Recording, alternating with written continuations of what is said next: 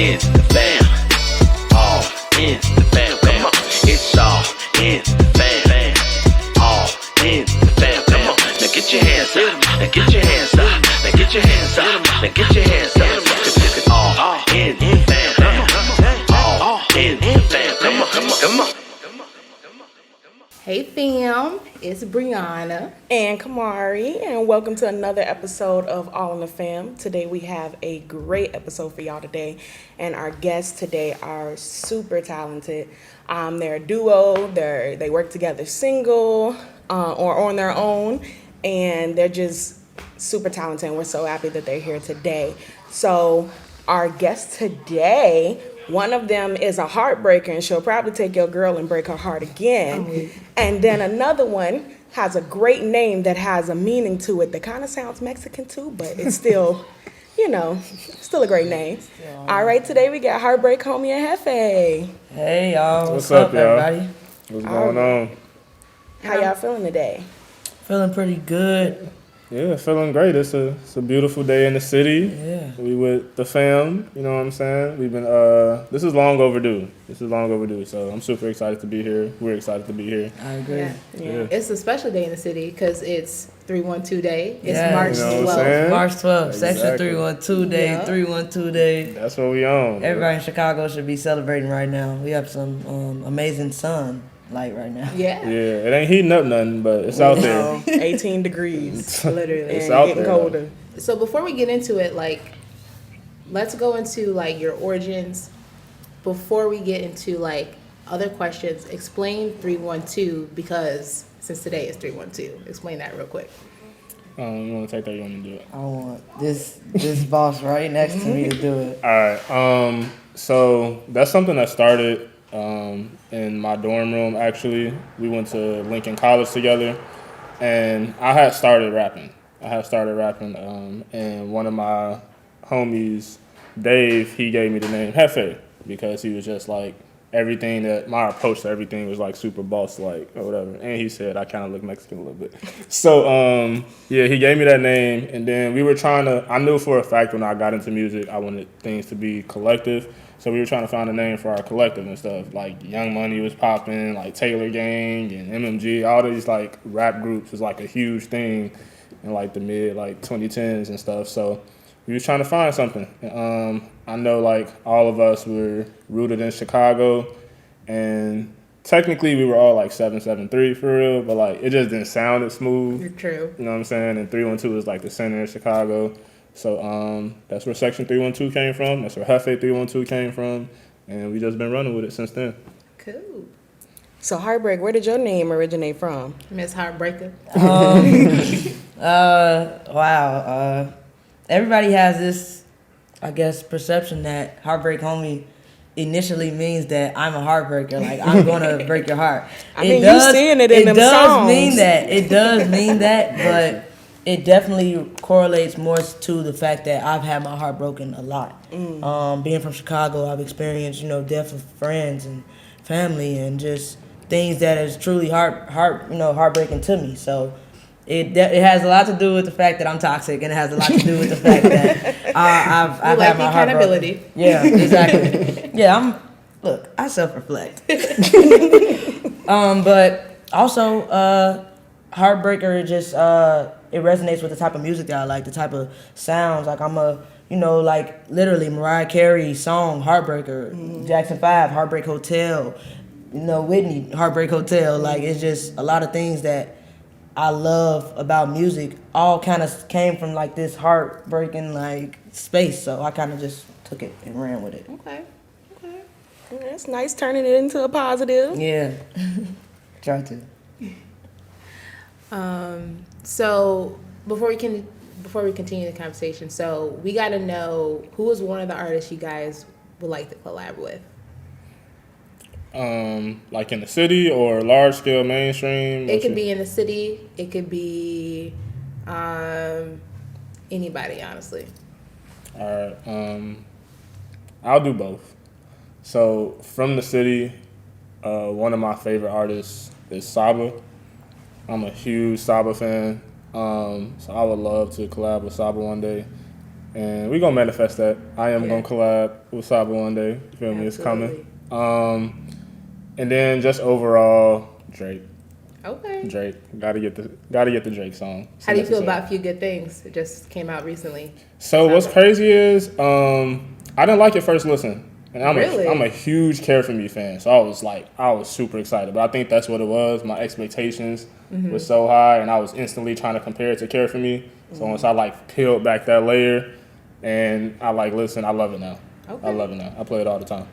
Do you think his beef with Kanye kind of put you at odds and listening to it? No, not at all. He's referencing Saba, not Drake. Oh, my Yeah. bad. All right. Yeah. Come on, get with it. Get with it. It's so bad. You were thinking of Take Care for Drake. He said Care For Me for Yeah, I'm a Saba. little slow, y'all, but I'm You all very good. You all good. So, is there any more? Oh, you didn't go. Who would you like to collab with? Right. Come on, Cut Karmari. me out the mix. From the city, I would love to truthfully hop on a song with OG Steve-O. Really, just I think we can go toe to toe. Like I battle him on some nice. I like his wordplay, and I'm big on songwriting and wordplay. So Okay. I would love to go toe to toe with OG Steve-O right now. And then overall, honestly, I would love to collab with somebody like Kalani, like somebody that's chill and That'd be smooth crazy. and on some toxic stuff as well. So yeah, those are, and yeah, he took my Drake, of course. So that's a given, but So yeah. on the way here, me and Karmari, we were bumping your guys and stuff all the way here. So That's what's up. yeah, we were trying to get in the mood, get in the groove. And Karmari had a comment. She was like, "Heartbreak Homie, her songs would be really good in the background of a TV show, because you know how they have scores in TV shows and all these black dramas. I feel like some of your songs would really Like an Insecure What- or something like that. What's Yeah. crazy about that is I went to school for TV and new media, and really? I Where? started at Lincoln Okay. College, downstate. I started it off with this. I used to want to score movies and score a TV show. I love some cinematography stuff. So I used to want to score movies. I love the Breakfast Club soundtrack and Okay. stuff like that. So that's interesting that you say that, because I always picture his stuff in the back of TV shows. I think both of y'all manifested Yeah, for TV sure. show scores. Oh, yeah. Drake and Oh, it's Saba. coming. It's Stars, And if they- and if- HBO. If y'all You watching know this, what if y'all I'm saying? watch this, my make own sure y'all TV hit show to them make it up. happen. Trust me. True. Come on. All right, Yeah, so we when did you all know that you both wanted to become rappers? That's a great what, question. Great what question. transpired to make you all want to be Especially I in wanna- Chicago. Yeah. Yeah. Big Yeah. influence. You want to take that first? He inspired me. Hefe, let me look. Everybody can't see. Hefe inspired me to be a rapper. I always have been into writing and storytelling. My grandmother has found notebooks of old stories and little short novels and stuff I would create on my own. But my music, was kind of hidden inside. It was something I had to break out of the shell. So I think just staying close to him and seeing his journey and being this charismatic person, I kind of wanted to give the world something, and I'm it's gonna be music. I think that's where it is. That's where it needs to be. And I always knew I can hold a little note, not to toot my own horn, but Nah, I was gonna say that too. I but was like, you rapping, can low-key sing a but little rapping bit. specifically definitely was inspired by Jay-Z, Drake, and Hefe 312. Wow. How you feel about that, Hefe, with the that's big dog? That's some High company right regards. there. That's some company. Thank you. I appreciate that. Yeah, she the GOAT though. You would know she literally has been doing music for a little over 2 years. You would think she had 10 years in this at this point. Wow. But as far as myself, I played basketball all throughout high school and stuff. So everybody assumed I was gonna play in college. I decided not to play in college for whatever reason. But so I needed to find something to do. And I was super extroverted when I was in college, so I just stayed in my room a lot. And I just randomly wrote a freestyle one day. I can't even remember what it was to. It was to Only, the song with Nicki Minaj, Drake, Wayne, Chris Brown. All them. Okay, yep. So it was to Only. I wrote a freestyle to that. Let my homie hear it, and he was gassing me. So I was like, okay. So I started writing more, and I started writing songs and stuff, and like I got into the studio, and I love being in the studio. Like that was one of the like best feelings, and I discovered a new passion that I had. I had always like listening to music, but once I like got that feel of creating music, it was just like we just hit the ground running from there. I had an amazing support system around me because I was definitely nervous. Like everybody in Chicago, you can't make it in basketball. You start rapping and stuff. So I was like nervous about that transition. But like everybody supported, everybody been like super accepting of it. And it was definitely it's even more saturated now, but like it was saturated back then too. Everybody trying to get into rap and stuff in the city. Right. But what's crazy about it is my journey kind of started with a freestyle too, but it was like more so. It was one of your freestyles. He has wow, this is crazy. So he has a mixtape on SoundCloud called J.E.F.E.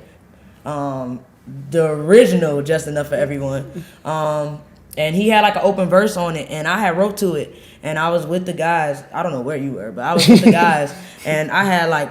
Let me spit y'all this verse to have song before I give it to him, because obviously it's his song.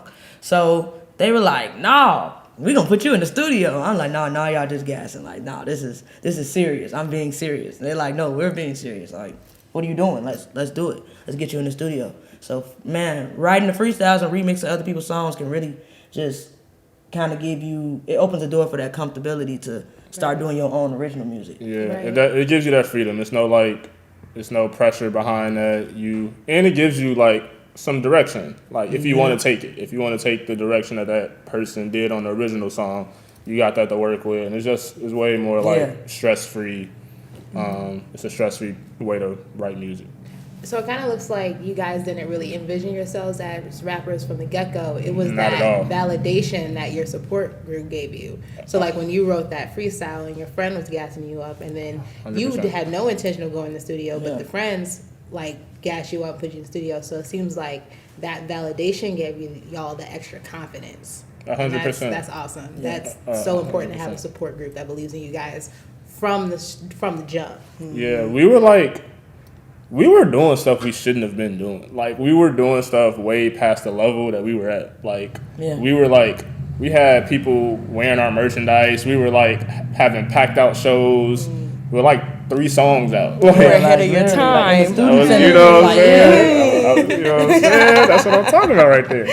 Yeah, so it was crazy. It was crazy looking back on it. But, Dude, your first performance was at Adriana's. yeah. That doesn't even exist anymore. Like, Yeah. Yeah, and that was we crazy. had no. How old were you? I was just about to say we were like 18, 19 in the club And they let y'all in? performing. Yeah, Wow. Is that a venue? I'm from the suburbs, so I don't know. Yeah, Nah, it's- Adrian, yeah. It's a club. It's a club. They should not have been in there. Should not have been in there. And that was through Power 92. My Yeah. first big song Raw was on T. Power 92 for like 6 months straight. yeah. Raw T from Raw TV. It's crazy. That's why like we was doing stuff we shouldn't have been doing. Like Yeah, for the level we was at. It was crazy. It was That's crazy. really impressive. So yeah, I think that roller coaster like helped us like set a good foundation. Yeah. Because we started off so high and like we didn't know that's not how it was supposed to be.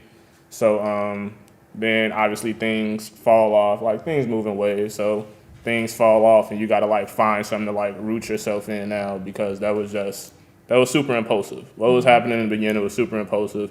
I went to the Grammys. I had like a PR person. Like it was just stuff that didn't match the level that I was at. Right. So like now Real we got fast. a So super solid foundation. We were kind of like not ready for it. So it was like, okay, all this stuff happened. Now what? And we're like, oh, we ain't had time to write no song. we just we just didn't know. We didn't know what was supposed to be happening. We didn't know. We didn't know what was supposed to happen. But now we locked in now. Yeah. Yeah, we good now. Well, it seems like you all's chemistry is like really strong. And y'all like best friends from what I'm seeing. Yeah. And the support that you all have been given from other people, are those people that supported you also in Section 312, or is that just you two? So yeah. Ooh, that's actually a good question. Yeah, y'all snapping. Yeah, those people were like the beginning of Section 312, and people have come and gone like since then, but that's definitely where it started. That like support group we were talking about, those were all Section 312 members, and they're still a part of it, just in different ways now, because we are moving into more like business thing. We're more intentional about what we're doing. It's not just like, hey, we doing this, we need an entourage with us. It's like, all right, now like roles got to start being given out so we can like actually push this thing to where we're trying to go. So y'all like the Wu-Tang Clan. You know what I'm saying? How many is it of y'all in there? It's probably like 15 of us, like 20 of us. Yeah, Wu-Tang Clan. Right here. Yeah. Seriously, no. Damn near Brockhampton vibes. Seriously though, if you like, But if you, yes, it is. No, it's about seriously. 15, 20 of us. If you start attaching like roles and titles and like oh right people, now, okay, yeah. then I that's a thought you little meant different. like, hey, it's a section thing going on. This is who needs to be there. Then it's like, Yeah, if it's all hands on deck, But that's what it is. If it's all hands on deck, then that's what it is. But like a close type of intimate business circle, yeah, it's not that many of us. So all of you are not rappers. It's like No, producers. no, like- no. No, it's only 3 of us that make music. Yeah. Okay. Everybody really was just like coming behind me and like pushing me. Yeah, and that's what I was then about to say. It really kind Heartbreak of came started, on. like I started making music so late in the game. But even before I was making music, to kind of answer your question more directly, it was definitely people who were just my friends and then became like on his bandwagon because I wasn't making music at the time. Gotcha. So, and it was definitely people who are extremely close to him who now are just call me like, yo, Heartbreak, that song. And I'm just like, oh, I didn't expect this from you. You're like totally Hef's friend. Like, but it's definitely people that we have that, you know, rock with us mutually. And it's a family thing. But that's something that kind of happens naturally. Like, people that we bring around each other unintentionally will be like, yo, I want to be a part of this. Like, I like him. Or they'll be like, I like her. And that's my favorite part Bring of her it. with you. Like, okay. My favorite part of it is nothing is forced. We never have to like try to drag somebody into it. Like things happen super organically and naturally, and people want to be a part of it because they notice what's going on. They like what's going on. They like how we move. They see that we're serious about what we're doing, and like people not gonna believe into you unless you believe in yourself. I think so, the seriousness surprises people a lot. yeah. We come into people like, okay, so could you put that in writing? And they're just like, oh, this ain't no Instagram DM. No. No joke, y'all. They came in here with a whole camera asking, can they get footage? Like, I was not on time It's before a us. business. Yes, within y'all were itself. not on BP time, and we appreciate We that. definitely We were on appreciate that. section time. But like we We're going to have to copyright that. like we could empathize though, because we also do things where we need people to be like punctual and be on time and stuff. We host events and stuff where we need people to be on time, or like everything breaks down. So like we cannot be on time and expect that from other people. Right. Yes, black Right. people, can we please start normalizing that? Please. Well, y'all's on the same level as us because we did DM you guys to be on the show, but we sent y'all contracts, schedules. I love it. Like, I love we it. need Yeah. the signature. I loved it. Well, one Jefe of- was on us before we even, Yup. even asked. He was like, "Shit, I want to be on the show." We was like, "Okay, well, we'll have Yeah. something for you next and, year." and let's just say we wish all the guests were as punctual to what Yes. they gotta need to do. We still reaching out to people. Hey, y'all gonna be on the podcast or not? What's up? No, trust me, it definitely doesn't go unnoticed because I literally this morning, we just had a friend on the phone like complaining like, Yeah. this dude booked me for a performance in Peoria and just called me yesterday to remind me about like, yeah, you still coming? And he's like, no, like, why didn't we booked this a month ago? You should have texted me like a week ago or 2 weeks ago. right. Like, please remember that you, or, reminder. Just stay in contact with people. Just stay in People got contact stuff with going on. people. Like, people got business going on, especially in the music business. We are doing so much stuff trying to push ourselves. You might not be our only performance that week. Right. You know what I'm saying? And people get stuff confused sometimes. So I love that y'all reached out like a week, like last week, like, okay, hey, how's it going? This is where we're going to be. This is what's going on. You know what I'm saying? Please watch. We had an info video, guys. No, they on point over We here. had All in the an film. informational All, video. all in the film. Do it the right way. This Yes. is like this. All in the This fam. the standard right here. They get you to stay in the fam. You feel me? If you don't got the information video, you not in the fam. Simple. It's simple. Well, all the people that was on the season 3 don't get offended because Yeah. we I'm did not sorry. send them Oh, a dang, video. see. But it's okay. They still got the that's contracts that. and everything. Right. We're still growing in Y'all line. were the stepping That's that stone. heartbreak. That's that heartbreak. Y'all were the Mambo. stepping stone. It's okay. Right.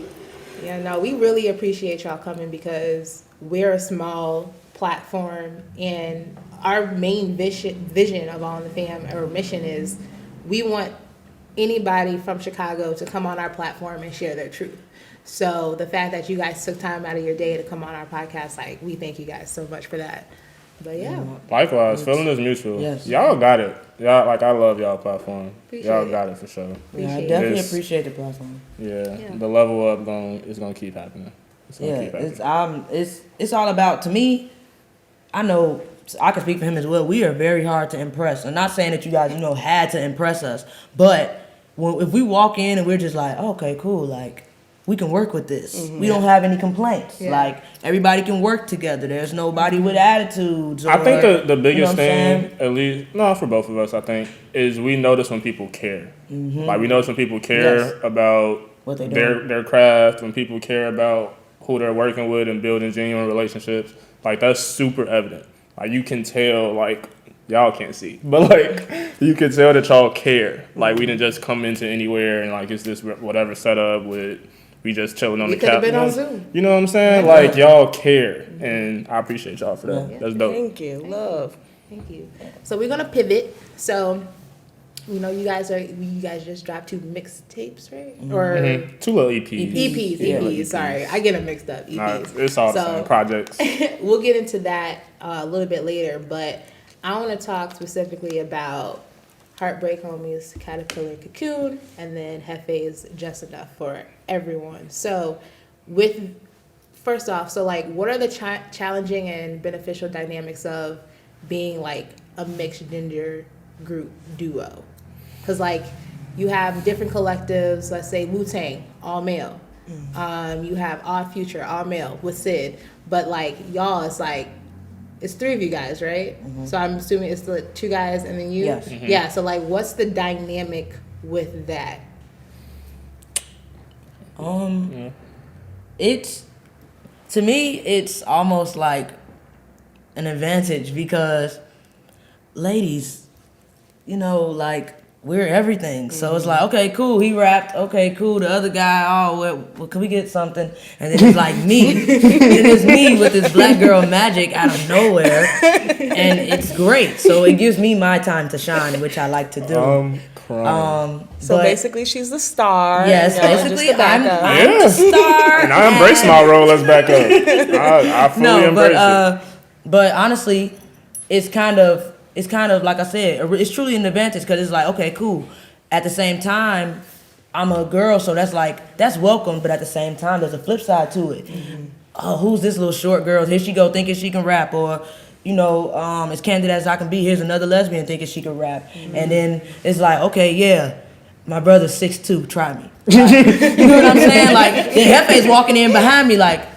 So what time was she going again? And like, oh yeah, she could go long. Like, oh, we didn't say she couldn't. So it's like, it's an advantage. It's an advantage for me either way because I'm underestimated, and then at the same time, I kind of got a little entrance for me to have pushed me out there. Like, okay, it's your time to shine. I'll step back, go ahead. So it's beneficial because I don't have these males around me that have these huge egos. I have males around me who care about me and want me to grow in this male-dominant, industry. Right.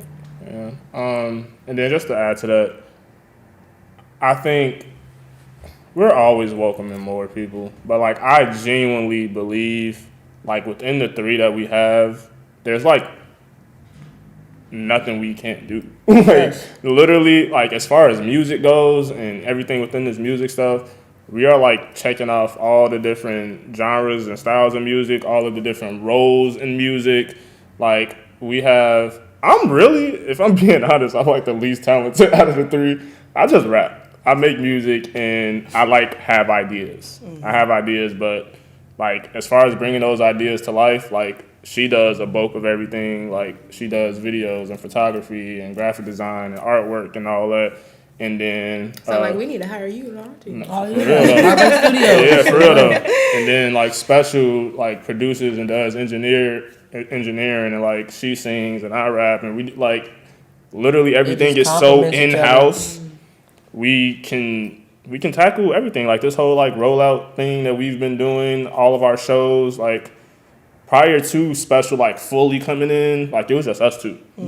So we've been able to make all of this stuff happen with just us two. So that like that dynamic works perfectly because where one lacks, the other picks up. So it's perfect. Yeah. We hold each other accountable. It's not no yes men around us, no yes women around us. Like we make sure that we're in line because we're both on the same page. We know what we want. We know how hard it is going to be to get there. We're trying to make sure we're not taking any shortcuts. We want to lock in on every moment of this because we want it to last. We Yeah. want it to last. We don't want it to like burn fast, die slow, or burn quick, die quick. You want longevity. Yeah, we Yeah, want longevity is in this everything. for sure. That's why I mentioned like how impressed we were with you guys because it was just y'all two setting up a whole podcast set. Can relate. We Can definitely relate. We can relate. So it's just Can like relate. real respect, real recognize real. So Like it makes, for me being a newer artist and like watching him and like seeing him kind of have this foundation, it makes me feel more secure and more safe in my creativity bubble because I'm not alone. Like I said, I got somebody who can fully back me and support me on whatever it is. Like, oh no, if you want this done, we can make it happen. And it's stuff where he'd be like, all right, can we do this? And I'd be like, yes, we can. I know it's just us, but we'll get it done. So it's definitely trials and tribulations because we feel like we need to be like octopus at some point. Yeah. And I'm proud of her. I'm proud of us. I'm proud of myself. Like we have a lot of like music friends or like music colleagues, and we see the teams that they have, and like it's super impressive and it's great. It's like teams are super important, but like I commend us because it has just been us for so long, and like we've been able to do amazing things. We're literally securing a venue for our third straight like show, Black is the New Black, and we're trying to like get that stuff rolling and expand within that, and we're able to have merchandise and have vendors and pay our artists to perform, which is like other artists paying artists to perform that's not normal. Yeah, it's not a thing. People pay to perform. Like so like the things that we've been able to do just us like is crazy. It's crazy. Yeah, you guys might have to come out and report live from Black is the New Black we this need year. that. We got you this year. I know. You did. Last year was kind of like last minute. Yeah, We I'm was doing. like, damn, we gonna got have something to to- do. we gonna have to set that Tentative date Saturday, July 16th. Okay. Tentative Okay. date. All right, I'll let y'all know when that's confirmed, but Perfect. that's what we rocking with right now. So y'all make sure Y'all y'all getting show up, exclusive fam. stuff. Please. Yes. Y'all have a really good head on y'all's shoulders. Yeah, Thank you. and y'all dynamic is so beautiful. I love to see that Thank you you. all like really lean on each other because Thank you. there's some similarities with me and Bree as well, and to see that we're not the only ones that go through this. Like us going it by ourselves, like this equipment, like we duo. didn't have this, like we had to work for this. So Talk about it. and you know, We literally bought this equipment last week. Yeah. Like when I All tell of it. you, we started from scratch. That We is did- beautiful. So Wouldn't our be able to tell. That's beautiful. Our first season, it was at my college's like podcast booth, but no equipment. Second season, I bought the cheapest equipment ever. Didn't know how to use it. and it was during the pandemic. Yeah, during So pandemic. everything was Zoom like through format. Zoom. Like yeah. So this season, we're like, okay, I think This- we're ready to actually get equipment. What's so raw about that is like exactly the same, right? We really, I think it's been less than a year. We were doing, Ari does all my music videos. She does everything. But we were doing, Girl, you do music videos? does everything. Working on So one right all now. of the music videos from the Just Enough for Everyone project was done by her, edited by her, Wow. all that. But she was doing that stuff off her phone before. She was doing it off her phone and video leap. Like it's crazy. And then like we were able to upgrade, get a camera and stuff, and like get a MacBook. And so like we've had to reinvest in ourselves too. So like Yeah. that's dope that y'all did that because we definitely could relate to that. Absolutely. Yeah, that's cool. So Caterpillar Cocoon, what's the inspiration behind this EP, the name, everything? Oh, here we go. Getting to the fun stuff. Yeah. Well, first of all, Caterpillar's Cocoon is a food trail, no pun intended, to my album Social Butterfly, which will be coming out later, this year. Oh, congrats. Sometime.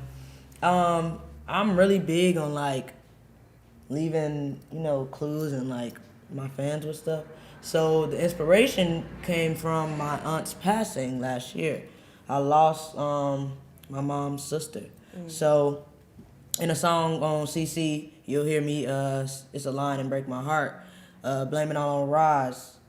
She got my heart, I guess it's stolen. So Rosalind is my auntie, my favorite person.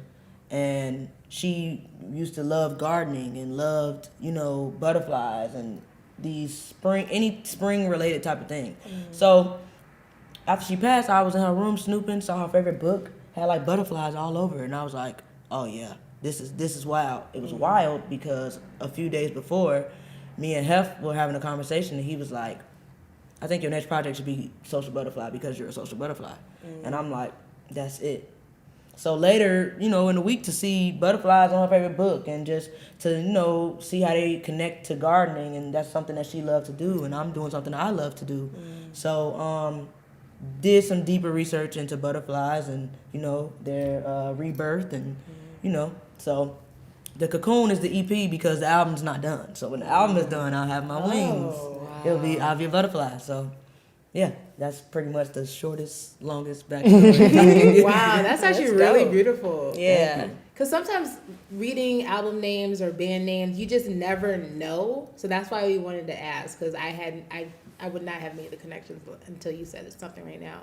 On that EP, is there a song on there that resonates with you the most, or one that you was your favorite to produce?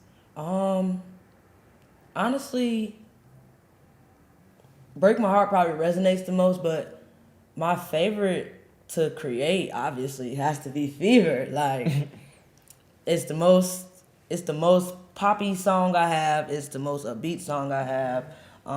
It's in a completely different lane. I'm a person that wants to be on every chart, so I'm not limiting myself at all. So heard the beat, instantly started writing to it, and that's the thing with me. Like if I hear a beat that takes me no time to catch, it's pretty much gonna be one of my songs. It's not any song that I've like struggled to write has been in contention, but probably didn't make the project. So yeah, Fever was definitely the most fun, and just it was important to kind of put it out now before the album, because it needs that time to shine and let them know how I'm coming. So yeah. Love that. So, have you performed Fever? Yes. I perform. I can't wait It's to go sad. to shows. It's sad. I perform Fever so much that I'm almost tired of performing it, and it's only been out like 6 months.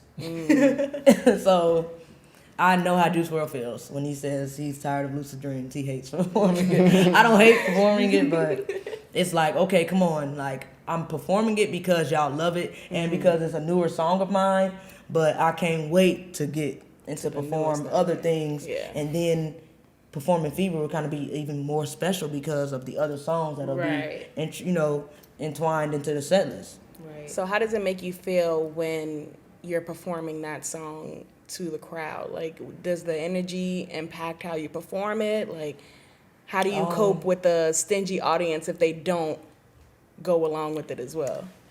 See, me, I'm like self-proclaimed kind of aggressive on stage. Like, I've watched myself and I'm like, hey, you in the back, get up here. I'm kind of aggressive, so I'll be like, oh no, y'all think I'm playing, or like, y'all don't want to rock with me. I'm gonna make y'all, like, I'm very vocal on stage. So I try to like perform starting off how I would just want to perform if it was just me in my living room. And then if I take that time to acknowledge the crowd, then I'll adjust it. And start dancing more, moving more, jumping in the crowd. Like, I hop off stage and walk around like, come on, take people's hands, like, because I need y'all to hear me, because once y'all see me in 2 years, y'all gonna be like, oh, I was there, I know. So you might as well vibe now so you don't feel like an idiot later. Oh man, I can't wait to go to one of y'all shows. It is nothing like it. Because I've seen the stories, and I've seen you like Yeah, bouncing she be around. in it. I'm like, look at her. Those people be in it. It's And it's funny nothing like because she's an extrovert too. Oh, really? And I'm an introvert. I am not. So if you would have pulled me, I'd be like, bitch, don't put your hands on me. I'm vibing in the back, but it's so funny how is yours different to hers, or are you as far as like performing or grabbing people, bringing them up there? Are you I'm aggressive? I am like polar opposite I was of about myself. to say, I was about to say from an outsider, like from the outside looking in, he's way better at like locking in and like zoning everybody out. Yeah, He but cannot look at you and as perform. far, and I be will like, say I'm okay. like I'm not introverted at all on stage. I won't say like I think I agree with what you were just saying, but I was gonna say I think I'm polar opposite of like how I am off stage when I'm on stage. I'm super like I like crowd participation. It is more like it's just me up there, but like I'm just like the most freest version of myself that like I could possibly be when I'm on stage. It's like it's crazy when I look back. I'm just like, you don't like people, bro. Like why you like who is this right here? Like you don't like it's weird to me. And everybody say that. Everybody who know me be like, dude, when you on stage, it's like you just like turn into this whole different person. You just black out and yeah. That's my favorite thing. My favorite aspect of music is performing by far. I love performing. Got you. Okay. Yeah. And that's what made like seeing other artists perform like have made me fans of them like when I wasn't. That's how it was with Chance. I wasn't a fan of Chance until I saw him perform. I became a bigger fan of like Kendrick and Cole once I saw them perform live. Like live performances could like make or break it for me. If you're a bad performer, like I won't even want to listen to you as much. But if you're a great just got that memory ingrained. Yes. If you're a great performer, it can like it just puts your songs in a different light. And I think that's the thing like that I do well. Songs that are overlooked and everything, I'm able to like give them like an extra ray of light when I'm performing and like have people see it in a different perspective that like they would have overlooked just hearing it. Got you. So, Caterpillar Cocoon. So we're just going one by one, and then we'll get into just enough for everyone. So Caterpillar Cocoon. All right. Is there anyone you need to shine the light on? Like any co-writers, producers, managers you worked with to make this project happen? People to make this project happen. We like really, to give credit where credit is due. Yes, I always like to give credit. I want to shout out Smitty, and I want to shout out Jefe because once again, I'm literally new to this, y'all. Like truly. So sometimes it's not. Sometimes I'm too eager. Sometimes I hold back too much. So without the support and the mixing, shout out Classic Studios too. They actually had a big part to do with this project as well. Oh wow! See, now you got me thinking. Jamie Sumner, Two Queens Studios. Yes, big shout out to Jamie. She is the person who engineered Fever for me, so she's part of the reason why people love it so much. Yeah. So, but mostly, just the engineers and Jefe. We just really wanted to give something, but not too much, and I think we found the perfect balance. So, shout out to y'all. Practicing your Grammy speech. So Right. That's why we put the Get all the question in names there. together. Thank you. Practice makes perfect. I think what's dope about when we're both in like project mode is we like take ownership of the other person's project. Like I see like Social Butterfly and like Caterpillar's Cocoon is like that's mine. Like so like I'm trying to like rearrange track lists and stuff and like the titles for both of those projects like I presented to her like and same thing for her like Master's Plan or Silver that's already out. Like she literally calls that her album. Like that's her that's my album. baby. Like And I'm not even. yeah, we're super involved in each other's process and we almost like forget about what we're doing for ourselves because we trying to like make sure each other's stuff is like as good as it can be. So And it's crazy because I think one of your lyrics was like, if Ari don't, care about her, or if you only care about her opinion, then it don't matter, know. So do you feel like you all only count on you all's opinion when it comes to making your records or your projects or whatever? I would say they hold the most weight Yeah. I wouldn't say only. There's definitely people like Yeah, whose we have opinion people- we value 100%. And there's people we have in the studio with us. Yeah. So obviously they're there for a reason. So. But like, if I give something to Heartbreak and she like, this is my favorite song, like that means a huge deal because like she knows all of my songs. So like, Yeah. you know, she knows me the best. She's been through like this process. So when she likes something or even doesn't like something, like if she doesn't like a if I don't song, like something, I'm trying you hurt. I'm trying to convince her for like 3 weeks. Like, but did you hear what I said? This like. And I'm like, yeah, I heard it, and it's not going on there. So let's say like there's a group that you're with, right? And they love something and she doesn't. Is it an automatic question. like I'm not doing it or I'm That's- just gonna test it out for That myself? is a good question. I think that's happened plenty of times, and it's went both ways. It's went both ways. There's been times where I'm like, I know y'all like it, but she don't, and like she kind of outweigh all y'all. Yeah.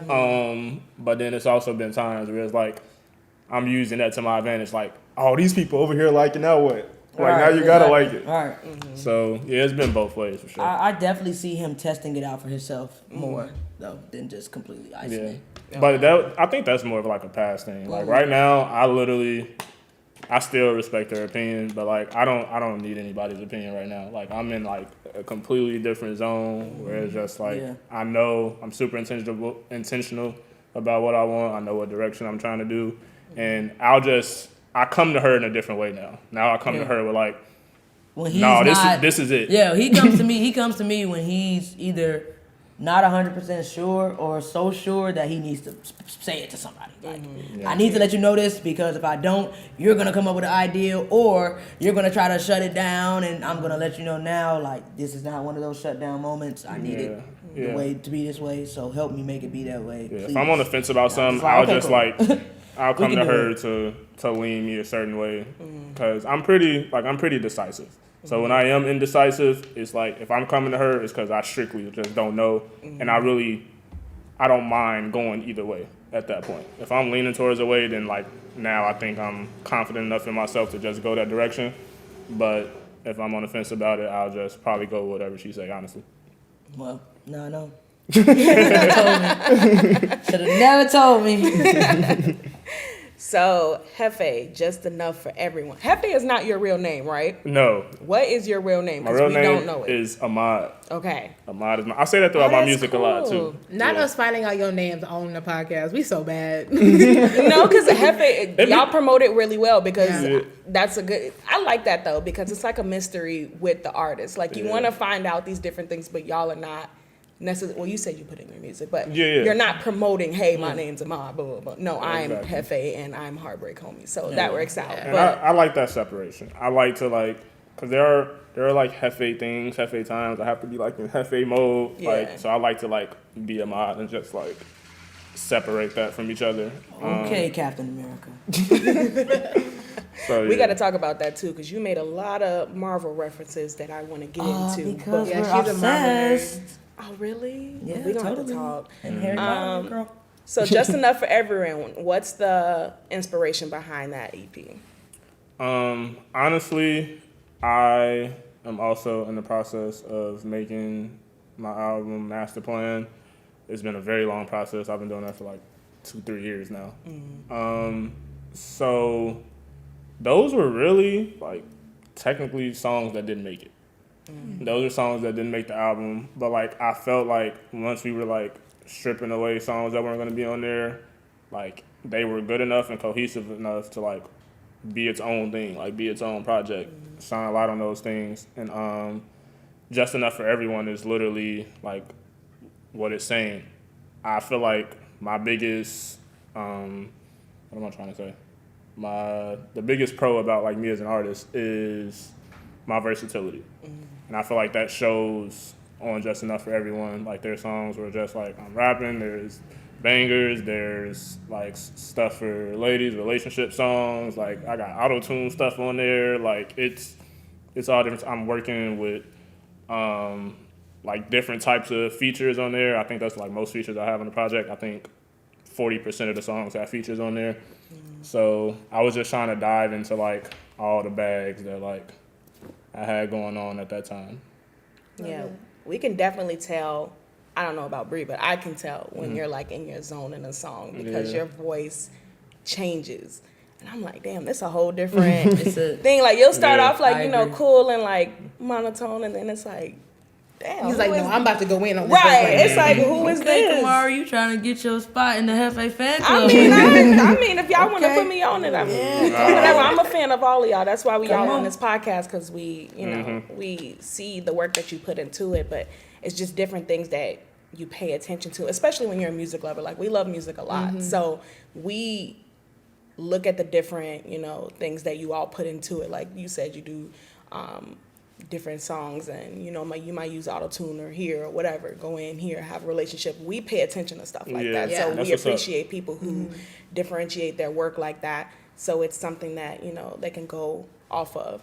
So when it came to your album artwork, what was one of your hands grabbing his t-shirt? She took the picture. You took the picture? Okay, so you're still there. Can't be doing that. What was the thought behind that?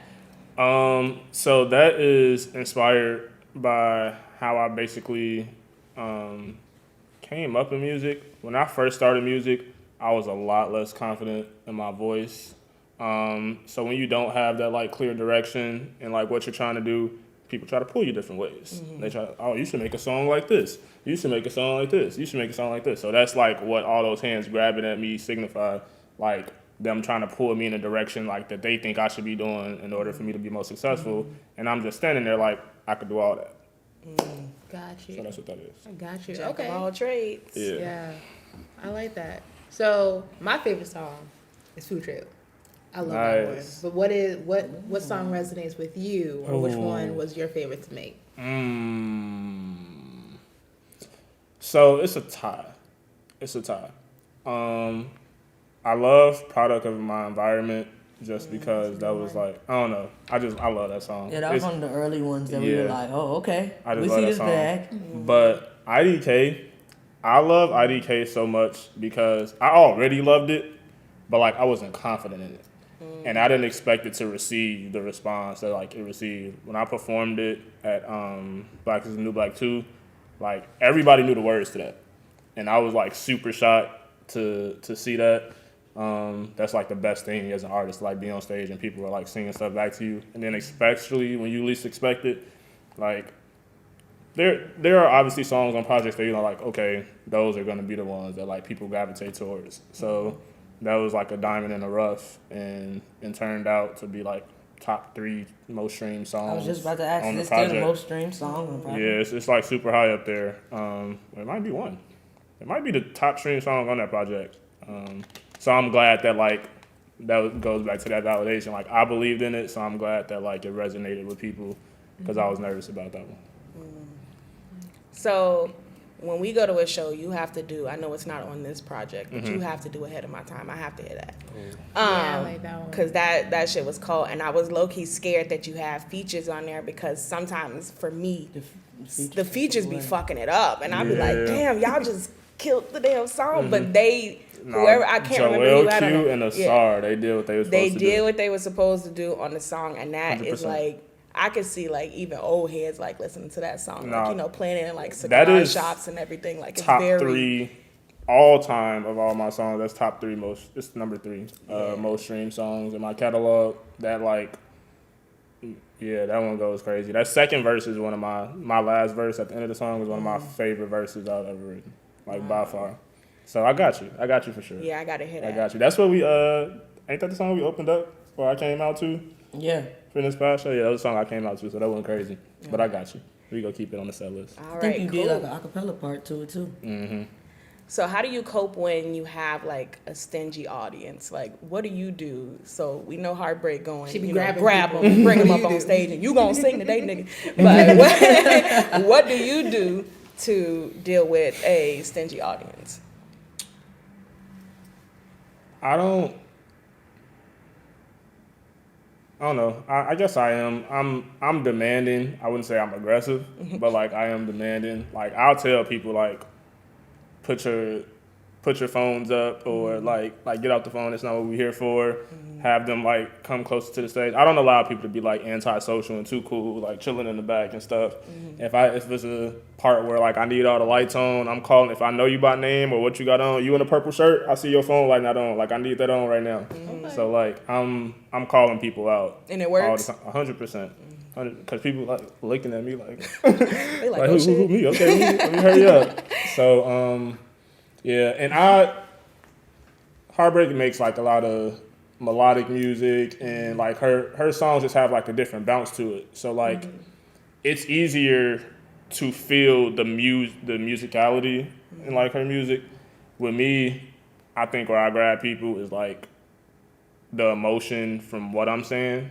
So like they get like locked in on that. It's times where like I do have like jump up songs and like those type of songs, but like it's times where like I'm just rapping and people are just like staring, not blinking, and it's like those are the moments that I appreciate because I have like their undivided attention and they're locked in on it. So I just try to do that as much as possible. Like I feel like if I'm feeling it and I'm confident in what I'm saying and they can see the emotion, then like that's what'll pull them in. Yeah. What's your Grammy speech for the project? He want to shout out. Ooh. Gotta shout out Heartbreak. She does everything. Like I'm saying, like literally. I'm the reason the songs are in. It flows. Yeah. Literally. So I always go through my track list with her. She's usually involved in cover art. Like I think outside of Silver, she was involved in like cover art for everything. I go to the same engineer for all my music. My engineer like my barber. I don't switch that up. So shout out Smitty. I recorded the whole thing at My City, My Dream Studios. Oh, shout out the features. Heartbreak's on there. Lauren Deion Jones is on there. Very Special Ed is on there. Jada Babe God is on there. So all of them did what they were supposed to do. They were amazing. Shout out to all my homies that was in the cover art photo. Yeah, Cool. I appreciate all of them. Now today's 312. It is. Yes, it is. Explain is. the big day today. What are we doing? Wow, what are we doing? So honestly, this is like This was I wouldn't. our big day. Yeah, I wouldn't want to be doing anything else besides like something in relation to the goal that we have. Yeah, so when like, we saw it was available, we was like, yes. Yeah, this Yeah, is the perfect day. timing. We had no idea until you posted something like 2 days ago. We're like, Oh yeah. Oh, wait. It's super intentional. wait. Super Okay. intentional. The drop days, like with our music was intentional. We knew that we had we were supposed to be scheduled to be on here today. So this is how we celebrate. We work. Really. Like we like doing we love what we do. Yeah. So as long as we're able to do that, then it's a good day. Sun is out. We all good. and what time are the EPs going to drop tonight? Mine is out. Okay. Hers It's is out. titled Crimson City, another CC. Perfect. It all goes right in. That is a right type along. of butterfly, by the way. Yeah. Crimson is a type of butterfly. Yeah, so Crimson Patch is a type of butterfly. And then we in the city of Chicago, and it's dropping on Section Day, 312 days, so Crimson City. Mine's It's dropped. out. Yeah, it's out. Yeah, hers is out already. His comes out tonight. Mine drops at 11 p.m. tonight, and that is phase 3, the highest. This is the start of my rollout for my album Master Plan, and I gotta come back on here to talk about that. We That's gonna a come whole. Y'all gonna have a different- listening party? Yeah. Yeah. All right. Yeah, Yeah. y'all definitely gotta come So- to that. That's Absolutely. it's gonna be So crazy. yeah, everything we dropping this weekend is in correlation to our album Social Butterfly and Master Plan. We did good this time with like the abbreviations and the initials, and we love making stuff kind of simpler for people to connect to. Yeah. Yeah. I like the deep thought. But when are y'all gonna do something together? We knew it 'Cause was coming. I knew For it was me, coming. I've heard y'all get on a track together or tracks together, and y'all, to me, bring out the best in each other. So I would want to see more of that because it's kind of like not a competition, but y'all just, it's like, oh, he said that, I'm gonna go say that, or oh, she said that, I'm gonna go say that, and it's like, Yeah, I damn, feel like y'all's y'all- flows would match Yeah. very well, especially since you're more melodic. So like you can go hard on a verse and you'd be like, Yeah. Yeah, that's the I best can- part I can about the envision dynamic is that, you know, he's a full blown rapper, and then I can come in and kind of add, you know, the melodic, you know, aspect to it, because it kind of reminds me of the saying that R&B is, you know, hip hop's cool cousin. So I try to add that, but then he makes me want to rap. So it's like that's the thing. We definitely have to do a project together, and it can't be like no little EP, because I have to give everybody what they want, because y'all are not the only person who've asked this question. People are going to be like, if I drop a song with me just doing the hook and him on the verses rapping, they're going to be like, you ain't rapping? Or if I drop a song where I do have a verse, but it's a little bit more of a melodic verse, they want me to sometimes, you know, rap like him. So I think our project will have to be the best expression of both of our versatility, because he got some bounce. I don't know why people try to act like he don't. Like, I don't know. I know his real fans and supporters know, like, yeah, like the Ahead of My Times is cool, and yeah, we can bounce to that and we can rap to that, but you throw some tune on this guy, you gonna vibe regardless. So I ain't gonna say I can hold a note, but I can finesse. I'm saying, your idol is Drake. You gotta do You know what I'm both. saying? I be trying. So I think when we do something, it's gonna have to be a Yeah. full length. It's gonna be crazy, and I think it's gonna be crazy just because, like, we know, like, you just know when we send those songs to each other, like, you know what it is. And she sent me something, and I'm like, nah, that's not it. And like, she got to go back and like do it. Same thing for me.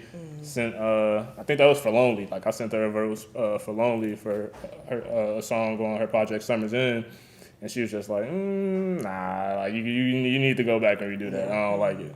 So then like we force each other to like. We're probably the only people who can say that to each other and actually make us go back and rewrite. Yeah.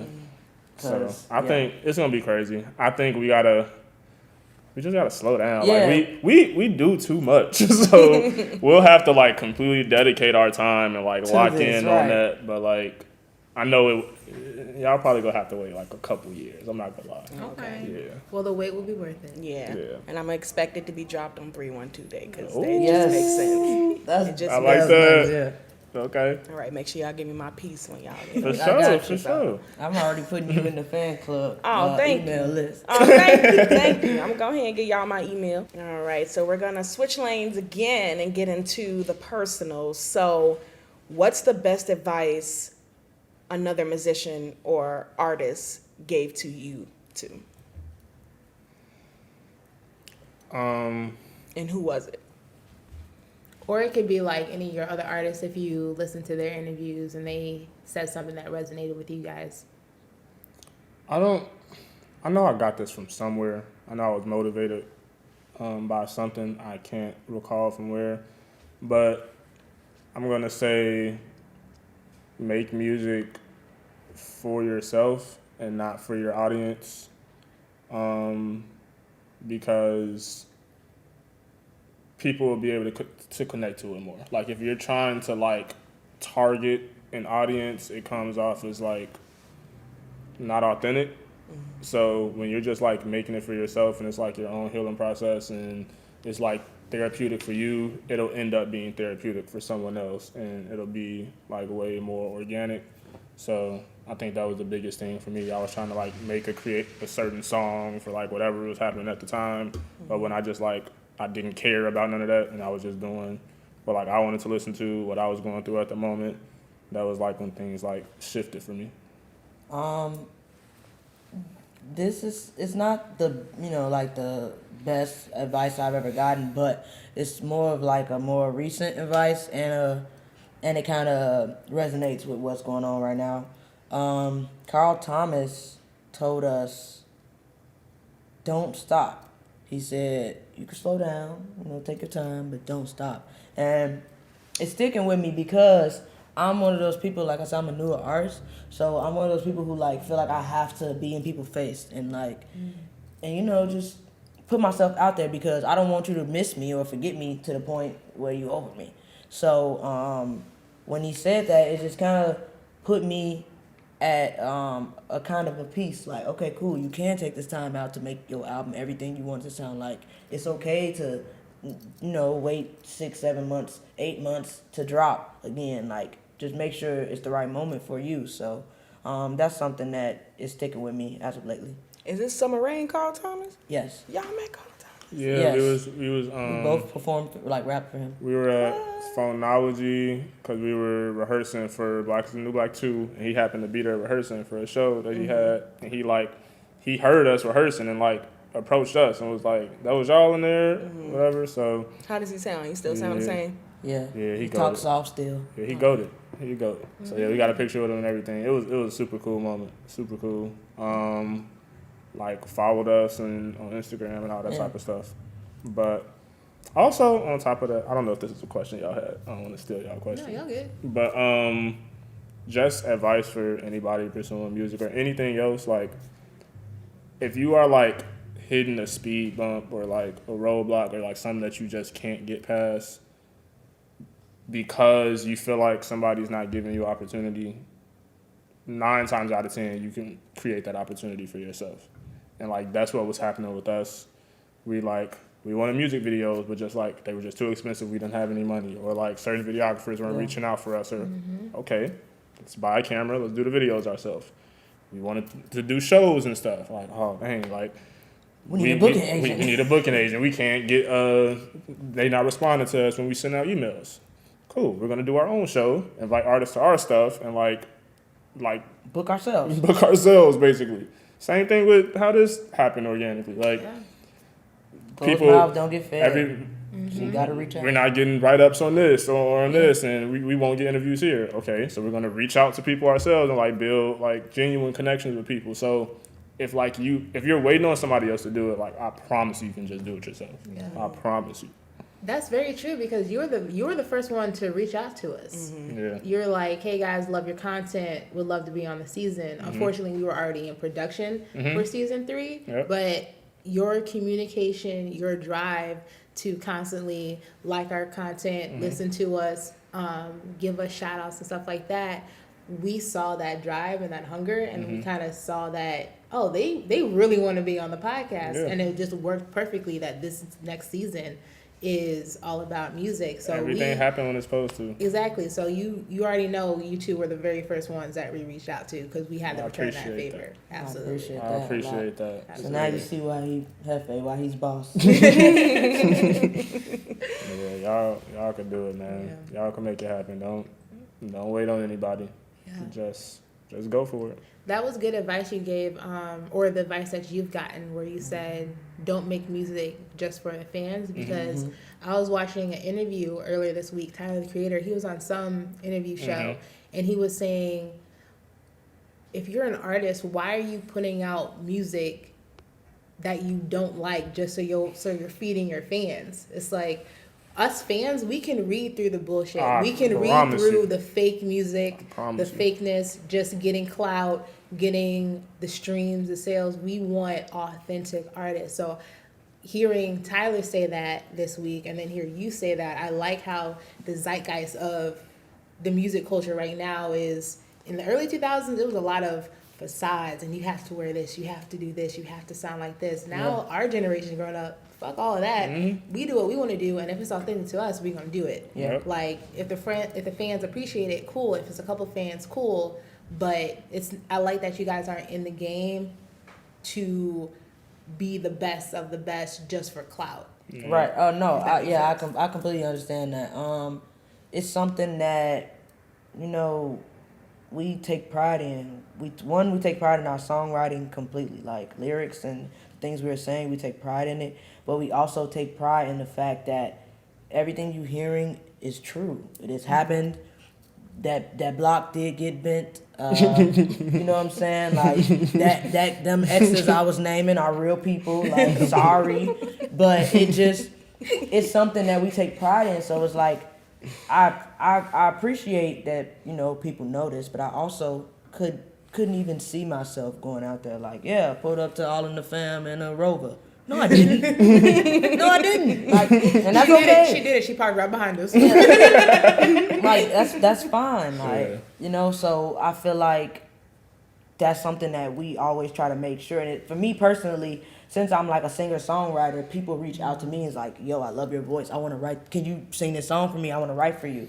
I'm talking about producers from everywhere, like overseas, the UK, and just like, hey, can you sing this for me and send it back? No.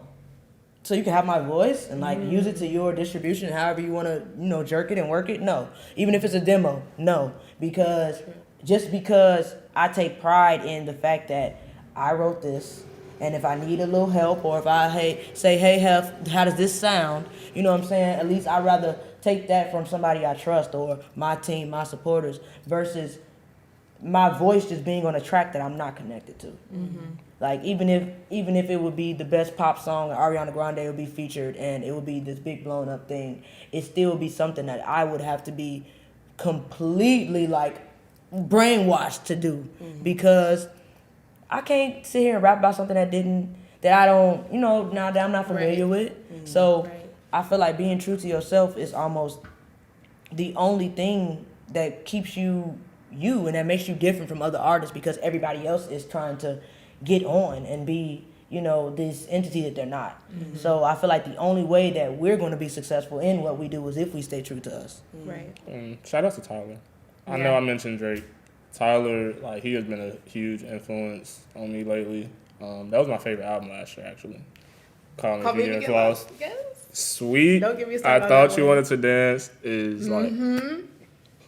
Yup. Yeah. Anyway, Yup. yeah, that's my shit. But yeah, Tyler's a huge inspiration. I love concept albums. I love thought out rollouts. Like, I'm like a rollout fan. Like, that's my specialty. I love like putting rollouts together and stuff. So just shout out to Tyler. Yeah, he's killing it. Yeah. So, what are the nuances of trying to get your music out to the public? How do you get traction, get listeners to become fans? Like, because the environment can feel oversaturated right now with so many upcoming artists. And since like the barrier is so low, you can just upload a song to Spotify, and then if it gets on a rotation playlist on Discover Weekly, that could change the world. Like it changed the world for Khalid. He had his hit song. It was circulating on Spotify's New Weekly, and that expanded his trajectory. So with the barrier of entry so low, how did you guys get into the market? What were some of the nuances you guys had to go through? Outside, because I had to like rebrand. At first it was just J.E.F.E, then I like added J.E.F.E 312 in like a rebranding type situation.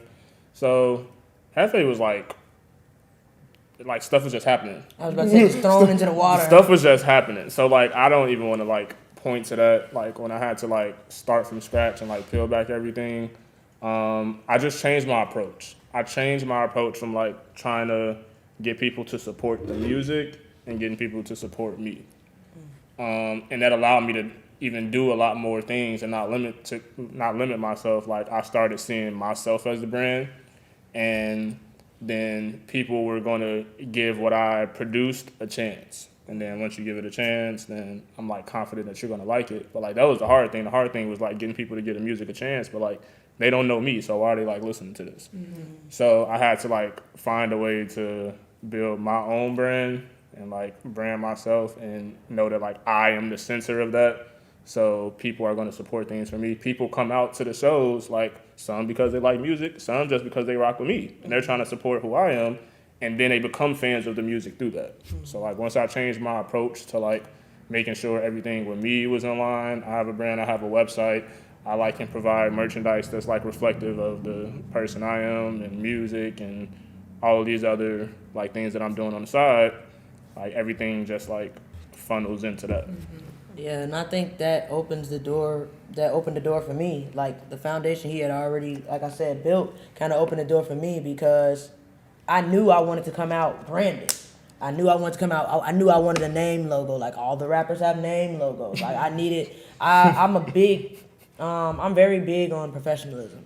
So I think that was I wanted my first impression into the industry to be me, but to let everybody know like I'm serious. I'm not just dropping a song. I wanted my respect, because y'all know me personally and the things that I can do.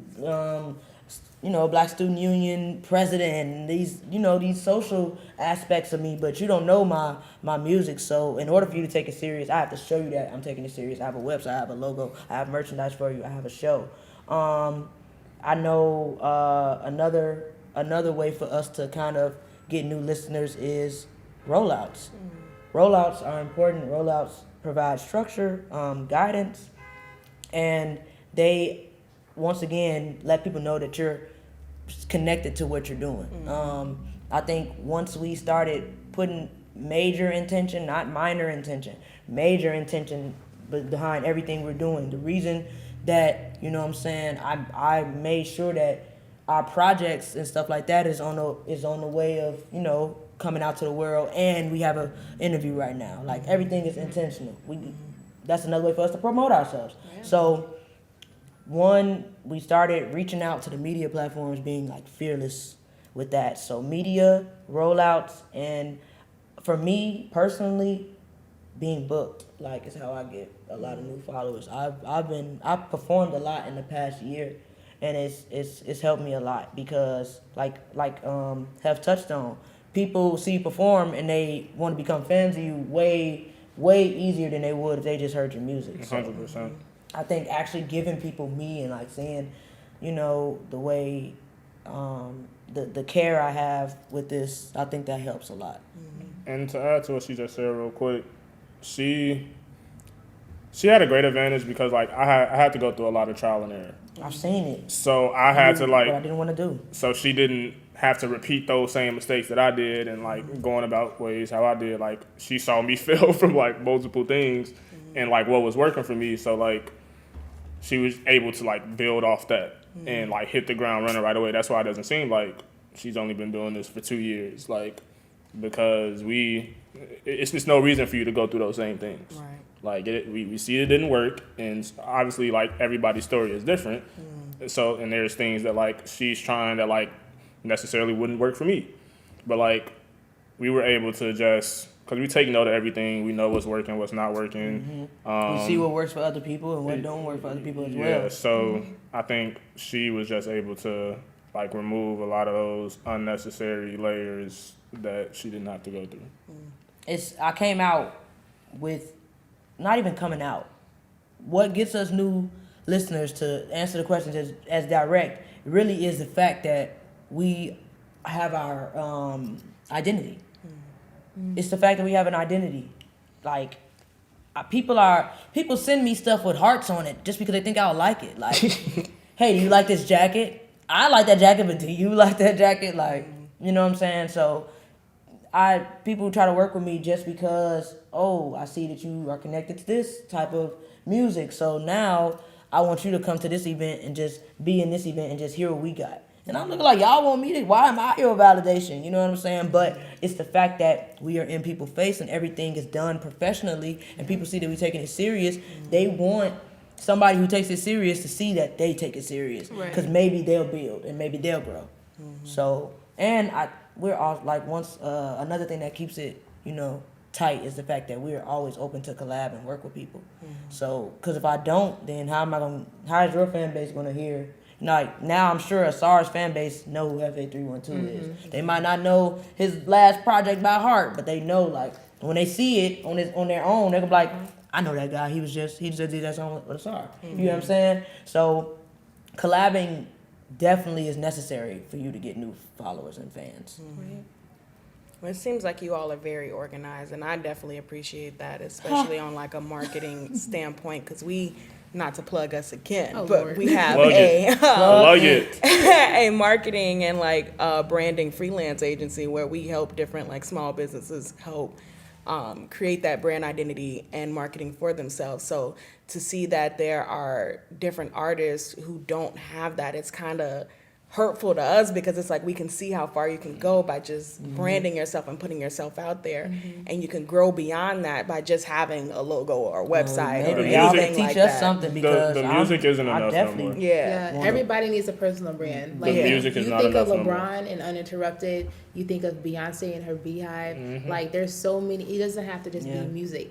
Anybody who's in a realm where their brand is themselves, they have to take it seriously and develop that brand digitally too. I gotta post me when nobody else is. Yeah.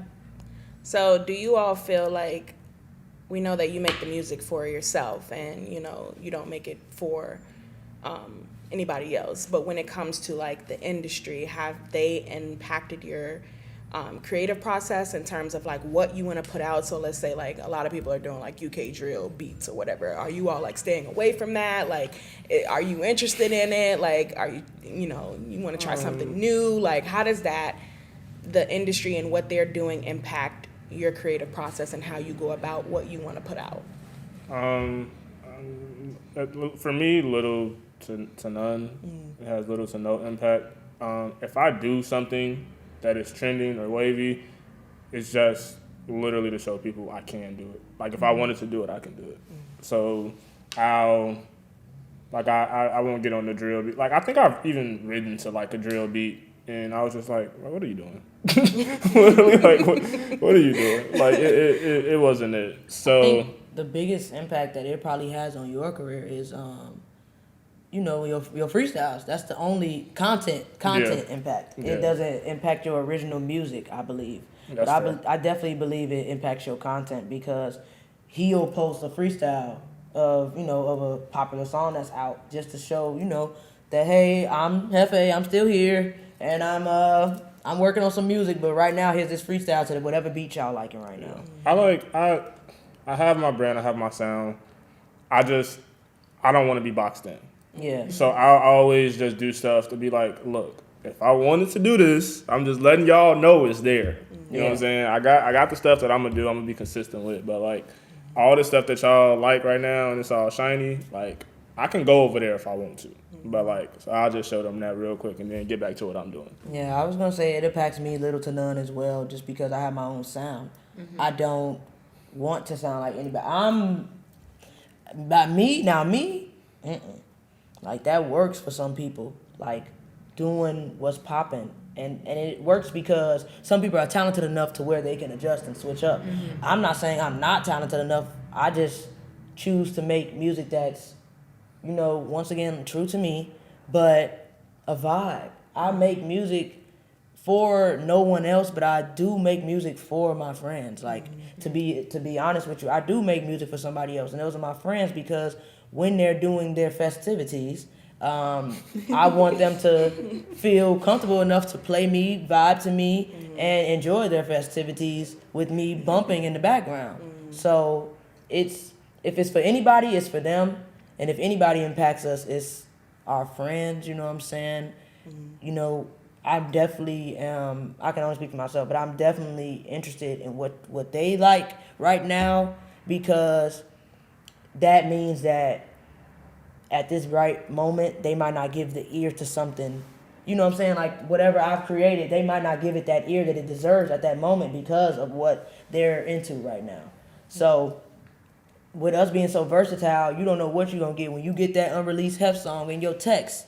It's a rare occasion, but when you get it, you don't know what you're gonna hear when you press play because we are so versatile. So I personally definitely want to know what they think is cool, but everybody else, no, because I don't know y'all. So who are y'all? You know what I'm saying? The people that like Heartbreak Homie are going to listen to Heartbreak Homie, and the people that don't are not. So, you know, the only people I'm concerned with is the people that I have around me because I would like to continue to have them around me. So if this is trash, tell me now. You get what I'm saying? But don't say it's trash because it don't sound like the new Uzi song that just dropped. You get what I'm saying? Give it that ear, give it that time and that space. So it's like if I know that somebody just dropped the album and that's all they're listening to right now, like when Meek dropped, I had some unreleased music I was like, you know, sharing and they're like, man, you need to try that new Meek flow. Like, no. So it's just like those are the only people that I would consider to have an impact. The people in the industry, not so much. On the music. Now, they'll have impact on the content, like it'll be the reason why we post a reel or a TikTok or, you know, if you know what I'm saying, if it happens. But on the music, no. I don't think it has that much impact. So because you guys are so versatile, I want to know you all's opinion on like upcoming rappers who are like in the limelight, but to be able to cross over, they go into more of like the pop stream. How do you all feel about them doing that? Because to me, they kind of lose their identity when they do that, because I get, you know, crossing over and trying to be more worldwide, but it's like, how do you deal with, you know, the fans who loved you when you first started and now you're trying to get over here? Like, so how do you all feel about people who tend to feel the need to cross over? What works for them works for them. That's how I feel about it. I feel like you have to be clear about what your goal is at the end of the day. If your goal is to be the biggest artist ever, then that may be the route that you need to go in order to be the biggest artist ever. That's not what my goal is. My goal is to be as big as I can be while remaining myself. And I've seen it done. So, like, the fact that I've seen it done, like, that's all I needed to see. I had doubts before, but, like, I've seen multiple people do it. Like, Who's done it in your eyes? Cole. Like, Cole has stayed true to himself throughout this. Has even probably, like, the deeper he got into it, dove more into himself. And, like, regressed away from what everybody else is doing. But also, like, similar to what I say I like to do, he shows people that he can do that stuff if he wants to. I've seen Kendrick remain true to himself. Tyler remain true to himself. Even people who, like, I might not necessarily listen to their music, like, I respect their process. Logic, listen to himself. Yep. Russ, like, you know, like, these are all people who, like, didn't have to do what everybody else was doing to, like, get to selling out arenas and stuff, which seems like that's like a pop thing that you need to do. Yeah, I agree. My advice to somebody who is switching over or is thinking about it, if you're going to switch over, if you're going to make that jump, one, it's your business, but two, do it early in your career. Do not wait till your third or fourth project to try something new. If you're going to, if this is what you want, that's like the number one thing. It has to be that's what you want. You can't be doing it because that's what needs to be done. Like, you need to do it because that's what you want to do, and that's what's best for you. So if you come to the conclusion, okay, this is best for me, you need to let your fan base know as early as possible so they can bail when it's time to bail or stick with you. Because one, that gives you a chance to see what works for you and what doesn't. You've tried everything early on, so now you know what to continue with. Yeah, so, like, if you're going to make that jump and make that switch, do it early. Expose yourself. Let people see the real you, the depths of your creativity. Make a song about your favorite anime. I don't care what it is, but just do it truthfully and do it early. So then you're not, like, at Coachella, like, hey, I had this new song for y'all, and people are walking away. And because you up there talking about Twinkle, Twinkle, Patrick Star. Like, no, it's not going to work. So I feel like to be the most successful, you need to expose yourself in all of your endeavors early. And people, like, they're gonna commit to what you commit to. Yes. So, like, Chance, for instance. That's I seen Chance, like, sell out. Where was we at? We was at the White Sox Stadium, like, being himself, and he could have, like, easily, like, dove into other things, but once you have the confidence to be that, like, there's an audience for everybody. So, like, once you have that confidence, your audience will now have the confidence to come out and fully support you. Like, if it seems like you not, like, too confident in what you're doing and you, like, trying to, like, gauge the scene, and that's what they're gonna do. They're gonna do the same thing as a fan of you. They're gonna listen to you behind closed doors when nobody around or whatever, but, like, if you're unapologetically yourself, they'll unapologetically support you. Yeah. Because it kind of inspires them to be unapologetic within themselves for whatever they got going on. Yep. Manifestations.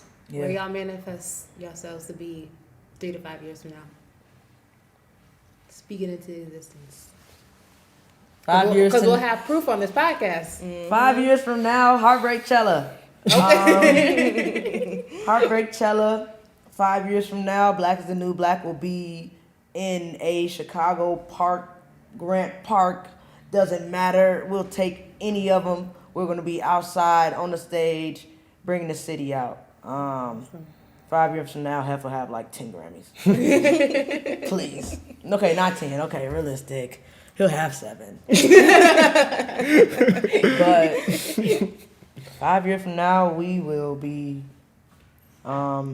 visiting Chicago and telling them about our story. We'll still be here, but we'll be visiting because we'll probably be like on tour, you know, famous and stuff.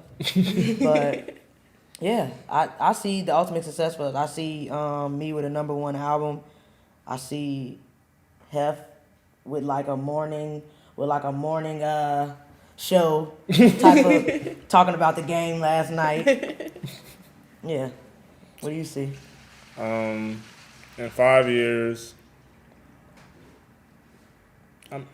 if I'm being honest, like I see us doing whatever it is that we want to be doing at that time. And that's maybe not like a great answer, but like I truly believe like whatever it is that we want to do, we can make it happen because we've proven it to ourselves.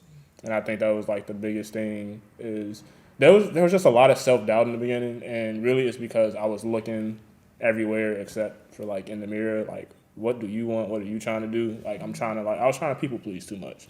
So like now I'm like super locked in on what I want to do. And I also have to realize people try to push you into a direction that they're not confident enough to go in themselves. Absolutely. Very true. So when I realized that, then I cleared out all the noise. Yeah.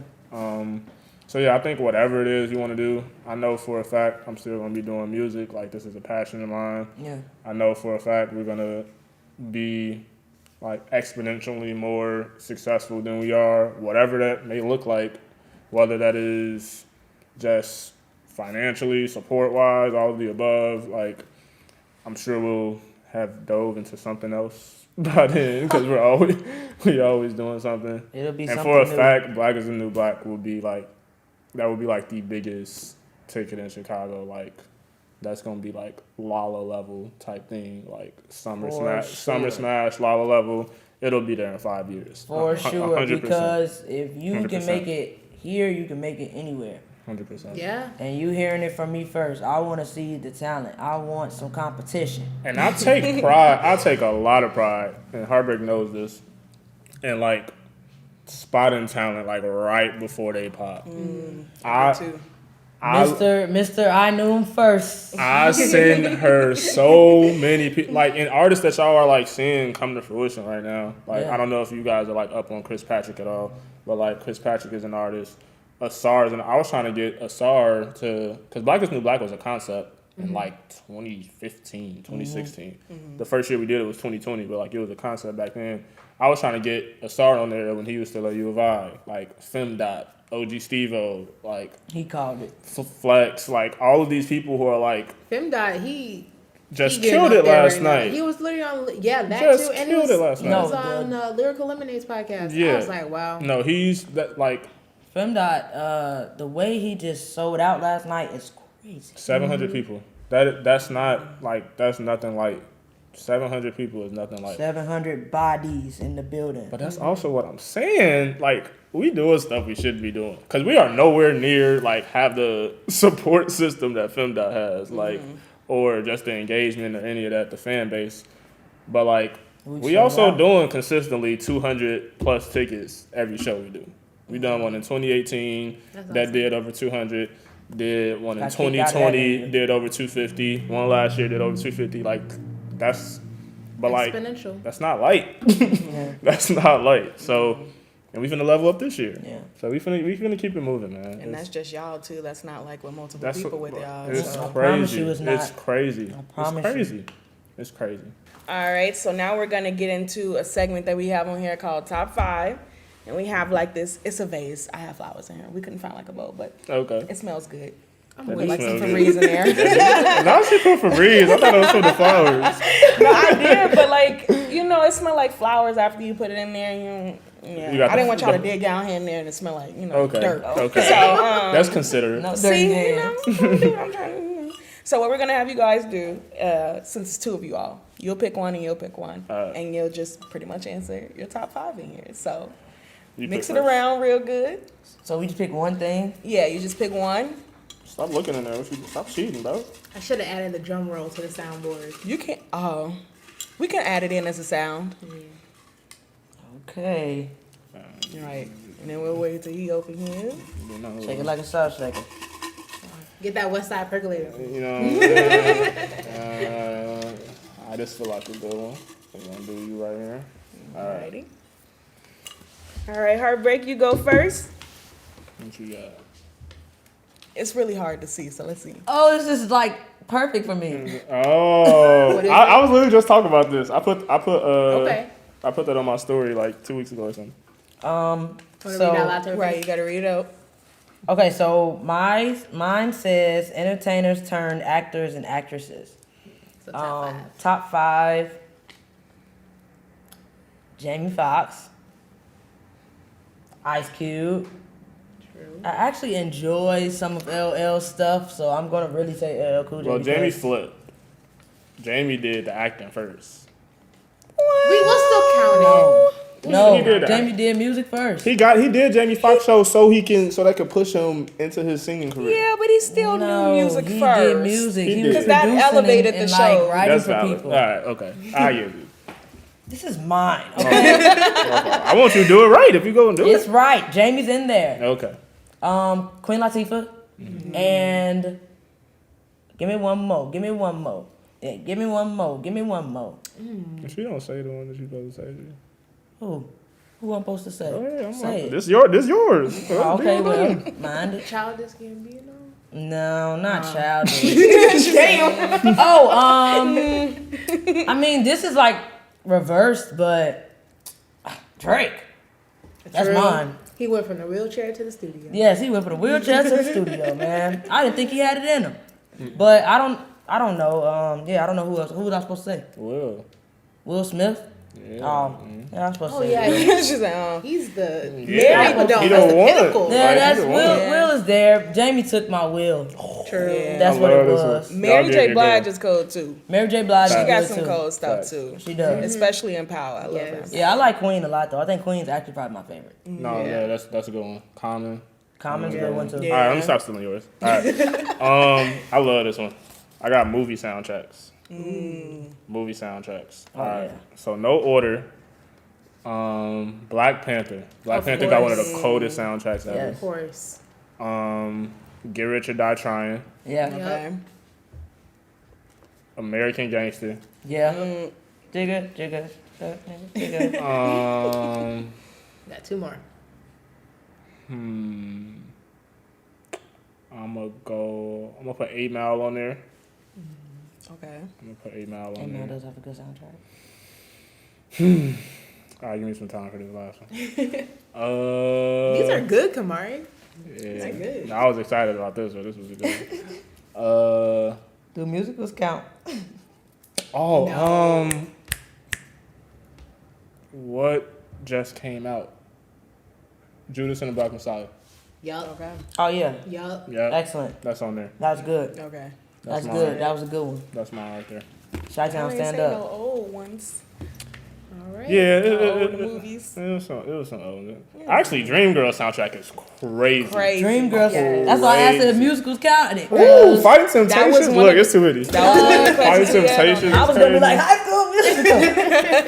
Jackson musicals 5. count because Yeah, don't get me Jackson started. Five. Yeah, it's too Talk many. about I'll go down the rabbit The hole. American Dream. Yeah. Go crazy. Thank you. Go crazy. Yeah, All right, y'all. Y'all want to plug in your socials so people can follow you, where they can find your music? for sure. You can follow me on everything at Hefe312. That's J.E.F.E 312. And you can also go to my website, Hefe312music.com. Everything Hefe is there. All my music videos, merchandise, show dates, all that stuff. Yeah, for me, I'm everywhere at Heartbreak Homie. I am streaming everywhere, Apple Music, Amazon, Tidal, you name it, I'm there. And heartbreakhomie.com for upcoming shows, for merch, for booking inquiries, all of that. Awesome. All right, guys, that's a wrap for this episode. We appreciate you guys listening and watching wherever you're from. And yeah, I'm Brianna. And I'm Karmari. Shout out Bree and Kamari, man. Y'all Yes. go. Y'all Real go quick before we wrap rock this it. up, real quick. Thank y'all. Yes. This was amazing. Y'all are great. Y'all are necessary. Y'all are essential. I appreciate y'all. This Emphasis was, on the necessary. yes, this was a beautiful Now moment. study Y'all your are craft. doing fantastic. Yes. And please do not stop. Like, y'all just, I really rock with y'all. So thank y'all for this opportunity. So yeah, I had to say that. We'll be back. This is not the last you'll see of us. This is not the last you'll, hear of us. So, we're gonna have a section all in the family collab in the near future. Thank you for having us. You guys are like really good at what you do. I love the questions. Y'all actually took the Yeah. time to get to know us. Y'all didn't ask these basic questions. So Yeah. that was this is a fun, probably one of my most fun interviews, to be honest. Awesome. Thank you guys. Thank you. Appreciate it. Of course.